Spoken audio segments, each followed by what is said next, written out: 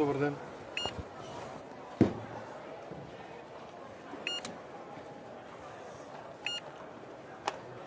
15 лева. Сега тасахме.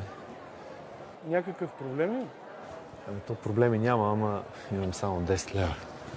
Ми върнете едно от нещата и парите ще ви стигнат. Ема аз отивам на гости на мадама. Какво да ви кажа? Какво да направим? Върнете тогава чорапите, а вземете шампанското и презервативите. Чорапи ще си купите друг път. Не става. Защо? Пробвал съм. Като отидеш бос на гости и те гледат малко странно, притесняват се домакините. Честно казвам, не съм си изрязал ногтите. Станали са и такива големи хартали. Ще тракам по паркета, по макета ще го надраскам. Ясно. Тогава върнете презервативите, вземете чорапите и шампанското. Не става.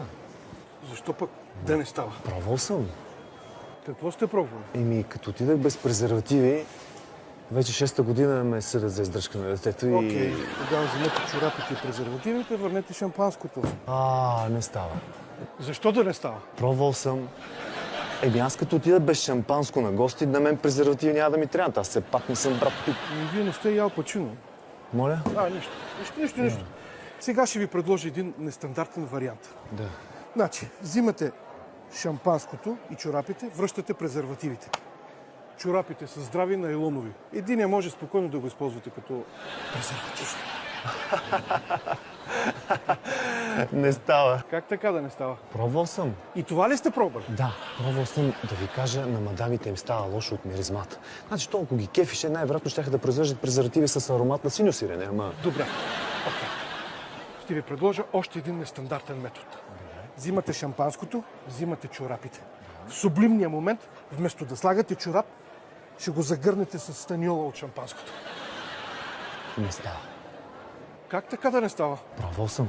И това ли сте пробвали? Да, за да ви кажа, значи, по принцип Какво? станиола е малко студен. Така ли? И като го увиеш точно в сублимния момент, ти спада настроението. Разбрах. Да, а пък да ви кажа и малко драска. Драска. Значи ще вземете само шампанското, ще вземете презервативите, ще вадите чорапите. Ама аз така ще съм бос. Нищо. Няма да влизате в тях, ще я напиете в градската градина на пейката. И тогава ще използвате презервативите. Не става. Защо да не става? Пробвал съм. Последния път толкова много кучета се събраха, че една седмица лежах в Пирогов. Да ви кажа, помислиха, че вадя кренвирши като такова. Моля ви се, не искам да слушам тези подробности. Не ме интересуват тези вашите кренвирчи. Стига.